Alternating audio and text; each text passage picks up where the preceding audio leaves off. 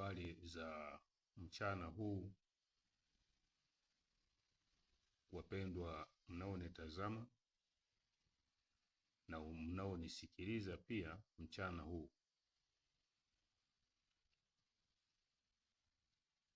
Jina langu Mwinjilisti Petros Mlengesa, niko Iringa. Ninapenda kuzungumza nanyi kwa ufupi mchana huu kwa ujumbe huu ambao yafaa kila mtu ausikie, awe ni wa kutoka Iringa na mikoa yote kwa ujumla. Ukivuka mikoa yote tutakuwa tumeingia nchi jirani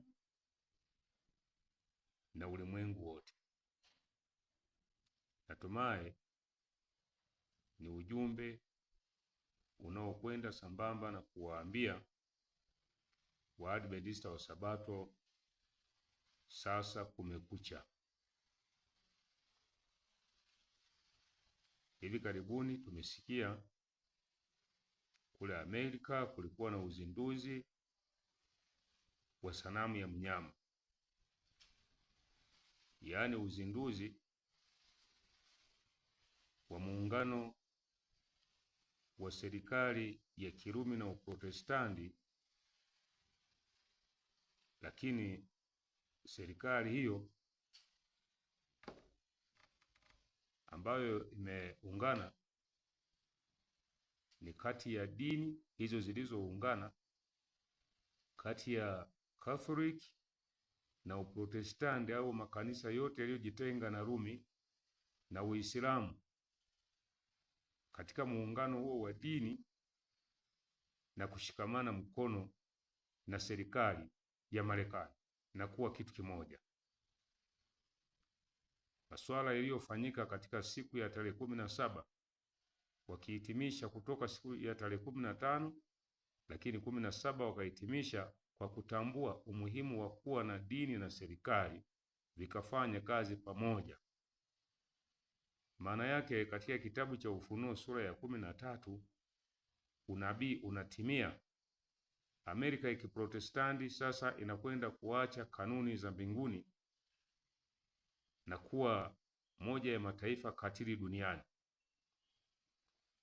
Kwanza tambueni vita vinavyoendelea katika Mashariki ya Kati. Watu wanashindwa kujua vita vinaendelea na ni kwa manufaa ya nani. Lakini kila mtu anatakiwa atambue jambo hili. Wengi wanaozungumza kwamba Irani inaweza kuipiga Marekani ni kwa sababu hawajui kile ambacho Biblia inasema. Hakuna taifa hata moja linaloweza kuipiga Marekani, maana unabii haudanganyi. Marekani kiwakilishwa na mnyama mwenye pembe mbili mfano wa mwana kondoo atanena kama joka.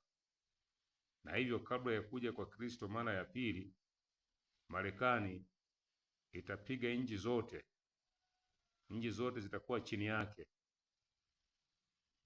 Mdororo wa kiuchumi unaoendelea katika sayari hii ni moja ya agenda kuu ambayo Marekani itaitumia kwa ajili ya kushawishi mataifa yote kuungana. Na hivyo basi, Irani ilikuwa ni moja ya nchi ambayo iliwahi kutawala dunia. Labda nianze tu kwa kuwaambia wale ambao hawajui utaratibu huu ulikuwa wa namna gani. Dunia hii ilikuwa na tawala 4 ambazo zilitawala dunia. Utawala wa kwanza au ufalme wa kwanza ulikuwa ni Umedi na Uajemi.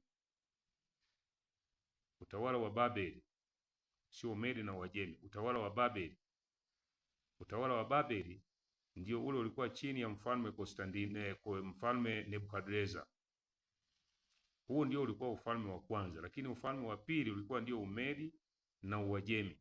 Yaani nchi ya Iraki na Irani zilikuwa ni moja ya mataifa makuu mawili ambayo yalitawala dunia. Na katika utawala huu wa Umedi na Uajemi ulishaondolewa, kwa hiyo hawawezi kuitawala dunia tena. Utawala unaofuata ulikuwa ni ufalme wa Giriki au wa Yunani. Ufalme wa nne ulikuwa ni Rumi, ambao sasa huu utaupata kwenye kitabu cha Ufunuo sura ya 13, kianza na mstari wa kwanza. Sifa za wanyama wote au wafalme waliopita zinatajwa hapo. Mnyama wa nne Rumi ndiyo inayowakilisha falme zile zote ambazo zilikuwepo katika Danieli sura ya 7, falme ambazo zilikwisha kupita zamani. Rumi ndiyo utawala wa mwisho wa dunia ambao ndani yake iliota Rumi ya kidini au kanisa Katoliki. Vatican lilizaliwa kutoka utawala wa nne wa dunia. Sikiliza, kanisa Katoliki halikuachwa na Yesu. Kanisa Katoliki liliachwa na ufalme wa nne wa dunia, ndiyo ile pembe ndogo inayotajwa ya kwamba iliota moja ya zile pembe 10. Pembe moja iliota katikati, na unaambiwa mataifa matatu, pembe 3 zilizovunjwa walikuwa ni Wavandali, Waheruli na Ostrogothi. Haya mataifa matatu yaling'olewa, zikabaki falme 7 ambazo zipo mpaka hivi leo, na hizi falme hufanya kazi pamoja na Papa, hufanya kazi pamoja na Marekani. Kwa hiyo ufalme unaokuja, ufalme wa 5 wa dunia, ufalme wa 5 wa dunia haupo isipokuwa Yesu Kristo, ambaye anasemwa kuwa ni jiwe lililotengenezwa pasipo kazi ya mikono, ambalo mnabii Daniel aliona likishuka kutoka mbinguni likaja kusambaratisha dunia. Ndiyo Yesu Kristo mwenyewe anakuja hivi karibuni. Miaka 2000 ya kwanza iliishia Nuhu, watu waliangamia. Miaka 2000 ya pili ilianza kutoka Nuhu mpaka kifo cha Yesu msalabani mwaka 31. Miaka 2000 ya tatu ni kutoka mwaka 31 kwenye kuondoka Yesu mpaka 2031. Dunia inatimiza miaka 6000. Miaka 1000 inaanza mara tu baada ya Yesu kuja. Baada ya kukamilika kwa miaka 6000, miaka 1000 ya amani inatajwa kwamba watu wanahitaji kuwa mbinguni. Miaka hiyo 1000 haijapangwa kwa ajili ya dunia, bali mbinguni. Ni miaka 1000, inaitwa sabato ya miaka 1000, watu watakuwa wakipumzika mbinguni. Sikiliza, yatakayofuata ni yapi? Tarehe 17 ilikuwa ni uzinduzi wa sanamu ya mnyama, uzinduzi wa Marekani kuwa na mamlaka ya kunena kama joka, sasa ikisaidia Vatican kuwataka watu wote, wadogo kwa wakubwa, matajiri kwa masikini, kutiwa chapa au kuwa chini ya mamlaka hiyo, na kwamba mtu yeyote ambaye hatakuwa chini ya mamlaka ya Marekani, chini ya mamlaka ya Vatican, basi huyu hataruhusiwa kuuza, kununua, kujenga, kupanda na kufanya huduma yoyote. Rejea katika Ufunuo sura hiyo ya 13, soma kwa umakini yote, utakuta unabii unakwenda kutimia.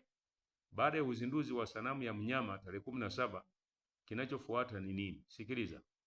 Moja, katika mpangilio wa mambo yaliyo mazito kabisa kuwahi kutokea katika sayari hii, ambalo Waadventista wa Sabato wanatakiwa kuwa macho na wanaweza kupotea kama hawawezi kusikiliza haya tunayowaambia.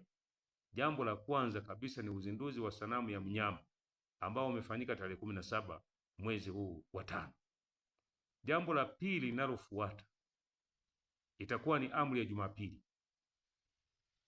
Amri ya Jumapili itatangazwa na bunge la Marekani, litavunja uhuru wa dini na kuipitisha Jumapili kuwa siku ya ibada na kushika mahala pa sabato ya amri ya 4, sabato ya Mungu Mwenyezi wa mbinguni. Baada ya kutangazwa kwa amri ya Jumapili katika bunge la Senate la Amerika, basi Waamerika watakuwa wa kwanza kushuhudia kunyimwa uhuru wa kidini na watu kulazimishwa kusali siku ya Jumapili, siku ambayo iliwekwa na kanisa Katoliki na wala hakuweka Mungu, na wala hakuna ushahidi wowote katika maandiko kwamba mitume wanapoondoka waliagiza watu wasali siku ya Jumapili. Litakalofuata baada tu ya tangazo la Jumapili, kutakuwa na pepeto katika nyumba ya Mungu. Pepeto hili litaambatana na wale wote ambao wanakwenda kinyume, majina yao yatatupwa. Ezekieli sura ya 9 waweza kusoma na utatambua kile ambacho kinakwenda kwenye kanisa la Mungu sasa.